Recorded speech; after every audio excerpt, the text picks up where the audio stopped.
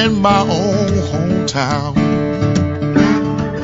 Stranger.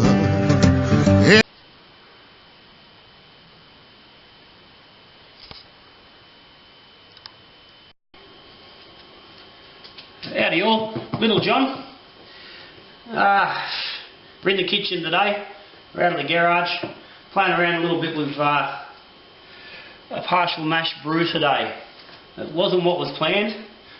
Today's plan was to do a normal grain Aussie lager on my 3V system in the garage and do the video, but after a phone call between the wife and the father-in-law, he's decided he'd like some beer.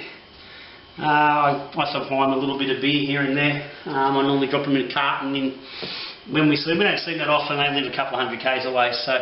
But we're going down at the end of the month before we go to Fiji. We stay in his house the night before. He's decided he'd like some beer. He likes my Pilsener. He doesn't like a lot of other stuff. He's not a fan of the hoppy beers and pale ales and stuff he'll drink, but he prefers just a fairly standard sort of a brew. And given that I've got a 5-hour brew day coming up in the next couple of days to get that Aussie lager out, because I need to get it done for comp season, I don't really have a lot of time. I don't really want to spend 5 hours doing a brew day, so I decided I'll throw together a quick partial mash. And while I'm at it, I can throw together a bit of a video anyway. So what I'm going with today is some grain, which I'm going to do a little bit of a steep, a bit of a mini mash, and the Cooper's Canadian Blonde. So it's nice and bland. It's not a lot of flavour going on there, and I'm just going to boost it up a little bit with some grains, and that's about it. And a little bit of hops. I'm going to throw a bit of hops in. I'm going to throw some Saaz into the boil. So at the moment, I've got 6 litres of water there heated up. It's sitting on about 70 degrees at the moment. Got my nice new grain bag. I had to go and buy one. I haven't used a grain bag for a while. Hopefully I can keep it off the heat and not burn it. So, first up, I've got half a kilo of wheat. Now, the recipe's going to be in the comment section, so don't worry too much about exactly what's going on here. Got some Munich. So the wheat's going to give a little bit of lightness to the body and it's going to help with the head retention. Got some Munich, which is just going to help to boost the malt a little bit, give it a little bit more depth. Now I was hoping for half a kilo, I haven't quite got half a kilo there. So I've got 416 grams. I mean, I'm not too phased about these being completely accurate. This is just to boost up what we've got with. And finish off with some pale. Now I was hoping for a kilo of the pale malt. This is Joe White, Aussie Pale. And I've got a funny feeling I'm going to fall short of the kilo on this as well. I had a bit of a stuff up this morning. I woke up and found my car had a flat tyre. And given that I had a flat tyre only 4 days ago and I haven't got the spare down in the garage to get fixed yet, I had a car with 2 flat tyres. Makes it hard to get anywhere. So after a bit of a muck around this morning, I've got going. It's now lunchtime. I'm running behind. I've got a few things I need to do, but anyway, so we've got a total of 938 grams on the pale malt. So at the end of the day, I'm only down by 60, 80, 140 grams. And realistically, if I'm short on the initial gravity, I can just boost that with a little bit of dextrose, and that'll help to dry it out a little bit anyway. So I'm not too concerned about that. Throw this bit extra in. So I've got my spoon, I'll give that a bit of a stir. Alright, so as I said, I've got my water here, 6 litres, so about 3 litres per kilo of grain.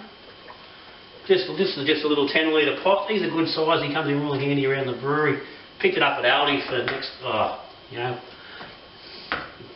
wasn't a lot. It's a good solid little pot. So just make sure that grain's mixed in. That's pretty good. Doesn't need too much. Pop the lid back on him. Actually, just check that temperature. Yeah, it was sitting about 70 when I went in, so I'm hoping we're going to be in the mid to high 60s.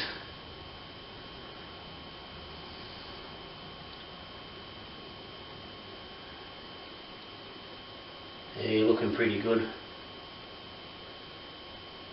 In fact, that's probably sitting on about 71, 72, so it snuck up a little bit after I turned the heat off. It's still on the hot plate, so that's alright. That'll tick along nicely. So that's probably going to lose, I'd imagine it's going to lose 6 or 7 degrees over the next sort of 40 minutes, which is about how long I want it to sit there for. I don't need to do a real long, huge mash on it, but 40 minutes is plenty of time, so we'll let it do that. And we'll come back, we'll sparge that, and we'll get it up and boiling. Okay, so we're about halfway through through mashing the grains. Just going to give it a bit of a stir. Smells good. Get a bit of a temp, see how we're going. Hopefully we haven't lost too much.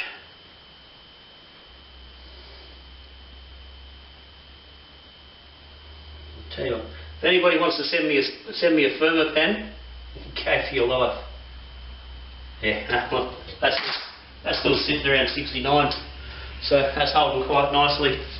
So that's going to impart some nice flavour to the brew, some good body.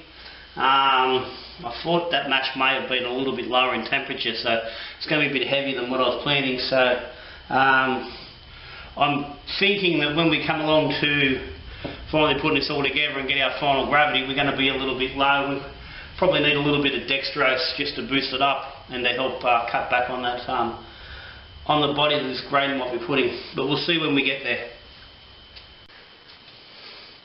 Okay, so our 40-minute mash is over. So I'm going to pull this grain out.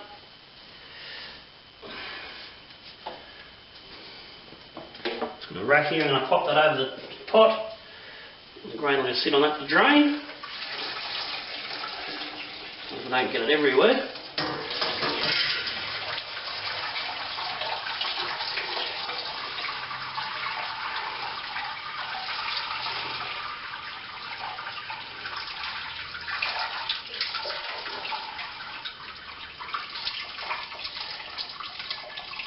Alright, just going to let a bit of the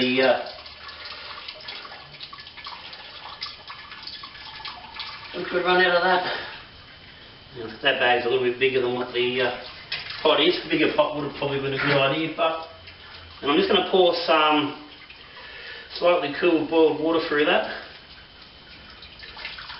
And this is just to rinse the grains out, get all that sweet sugar out, all that flavour. All those things that are going to make our alcohol.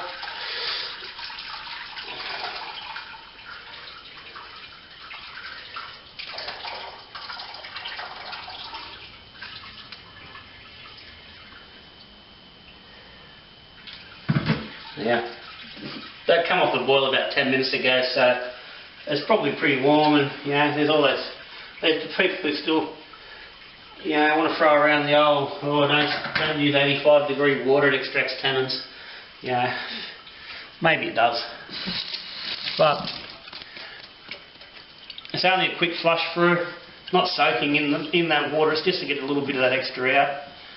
So I'm not too concerned about it. I don't even know what temperature it's at, it could be 85, could be 90. It's probably somewhere in that ballpark. I'll split a little bit of stuff there on the stove, so I'll clean that up before I go to the boil because that shit gets real messy if you start cooking on the stove. So I'll just give that bag a couple of minutes to drain, and I'll fire up the cooktop and get it up to a boil, and then we'll get some hops in. So I'll come back when that's happening. Okay, so we just come to a boil. Now I added 2 litres of water into that mix just to bring the volume up a little bit so as not to lose too much on the evaporation with the boil off, and also to help a little bit with the isomerization of the hops.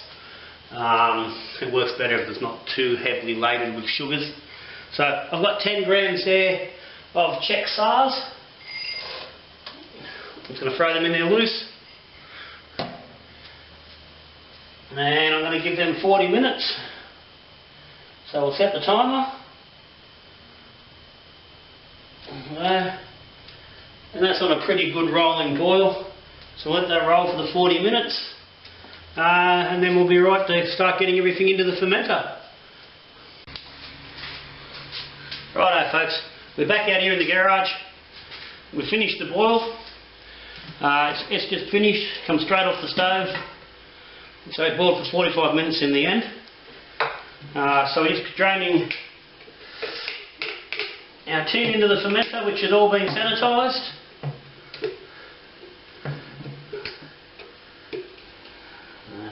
As we all know, anything that's coming in cold side needs to be sanitised. Yeah, it's not a bad habit to get into just sanitising everything, just to be sure. Okay, we're going to use this boiled water. We'll pop some into the tin there so we can get all the goodies out of there. And the rest I'm just going to go straight into the fermenter.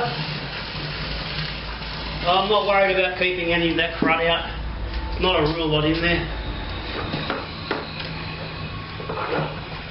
Start mixing that together.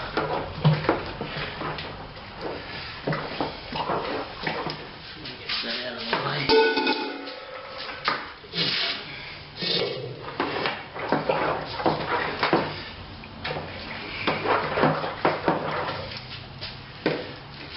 Now I'm going to get this, just mix this tin a little bit and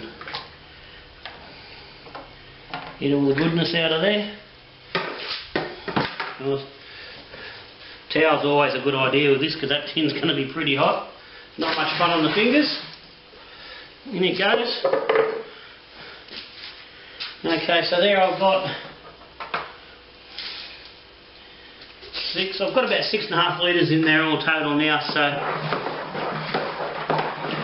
from what was originally about 8 litres in the boil, we've got now about 6 left. As I said, it's a small boil, so you lose a fair bit to evaporation. We'll get this mixed in there. If we get this mixed in here now, well, this is nice and hot and it gets the extract mixed easy. It makes life a bit easier when it's cooler. We can start getting some oxygen in there. Now again, I'm not going to worry too much about getting the air pump out on this one. I'm just going to give it a good mix as we go. I've got 4 bottles of water in the freezer, which I'm about to dump in, and they'll get a good splashing as they go. And hopefully we'll get a good amount of oxygen in there.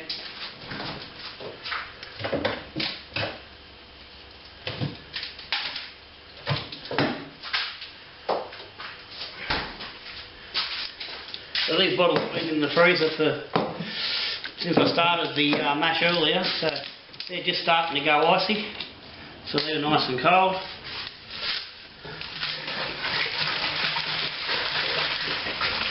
And we'll splash them in there nice.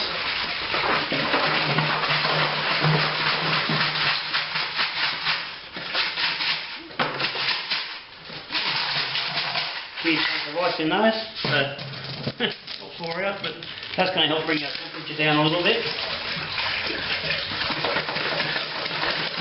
Now, I could have put the big pot into the bathtub or the laundry tub and cooled it off a little bit that way. I really couldn't have been bothered frigging around with that. Yeah, it depends pedantic you want to be. I could have had more bottles in here. This isn't going to get me, I wouldn't think, I'm not going to get too pitching temp, but I'm happy to let the fermenter sit in the fridge for 6 hours or so before I pitch the yeast. But we'll see how we go. I've got no thermometer on this fermenter, so I'm not going to really know what we're going to get to.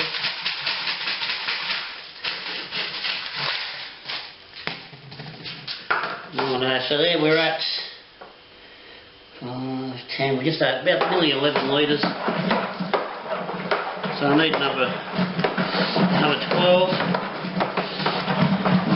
It'll give us a good crash while we're here. And again, you've got to get plenty of oxygen in there, it's important.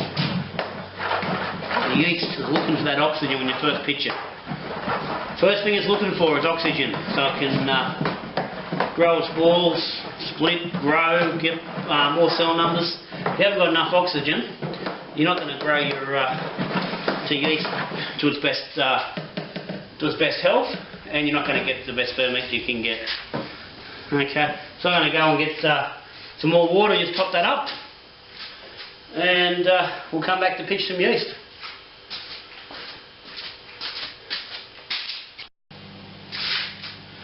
Okay, so I've topped up to 23 litres, and our hydro sample is sitting on 1034, temp adjusted, it should be about 1037. I was after about 1040, 1041, so I'm going to stick in 300 grams of dextrose, which I was expecting to have to do. Didn't quite have enough grain, but I'm happy to do this because this will, in the end, help give the beer a little bit of a lighter body. All grain's a good thing, but to get a really light body that people like on their lagers and the Pilseners, sometimes you better get that a little bit of sugar. 300 grams of dextrose isn't going to do anything nasty in a whole batch. But that will get me the extra 3 points. As a general sort of a rule, 100 grams of dextrose in a 23 batch will get you about 1 point gravity and about one point of alcohol. So that should now have me at 1040. I'm not going to bother checking that. I'm happy enough with that. It doesn't have to be perfect. So this is still a little bit warm to pitch at the moment, sitting on about 27 degrees. So I'm going to pop the lid on and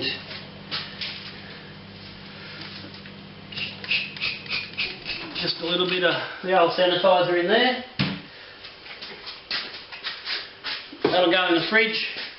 That's only going to take probably 2 hours to drop down to around 21, 22, which point I'm happy to drop those in. 2 packs of US-05, and I'll set that fridge to 15 degrees. It'll be there overnight without a problem.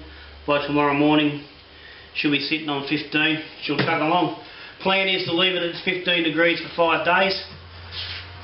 That'll get probably half the ferment done. US-05 works really nice at 15 degrees if you want to do something clean like a fake lager or just a quick lager. You're not going to get the same finish as you are doing, you know, a 6 to 8 week lagering process and all the rest of it, but it's going to get you a fairly clean beer, and for what I'm doing it's going to be pretty well spot on. So 5 days at 15, then I'll bring it up to about 18 and it'll sit there about 5 days. That'll finish off, let the yeast do its thing, and at the moment I'm probably not going to get access to the fridge to cold chill this, so it'll probably just sit at ambient for the last couple of days, and then I'll bottle from there. I'll probably use gelatin about 2 days before I bottle, just to help drop some of the crap out, because I am not going to be able to cold chill it, and it's not going to get any effects of lagering because the father-in-law obviously is going to get most of this batch, and it's not going to last much more than about a month, I wouldn't think, from bottling. Probably last about 2 weeks after it's actually carbonated. So it's not really worth the bother. So I'm happy with that. Any questions? Stick them in the comments down below. As I said, the recipe's down there. Yeah. Any suggestions or anything like that? Yeah. Again, pop them down the bottom. Hit the subscribe button if you haven't already. There's always stuff going on. Plenty of things happening. Yeah. Jump on the Facebook page. Jump on the website. Whatever. But so that's it. That's a partial brew. Yeah, kit beer with a mash and a hot boil. However you want to look at it. That's relatively easy. It's, it didn't take a lot of time. 10 minutes here, 10 minutes there. Pretty simple. And that's going to make a decent beer. We'll have a bit of a look at it 6 weeks down the track and see actually how it went. So if that's what you're looking at doing, get into it. So that's all for me for today. So until I see you next time, good brewing.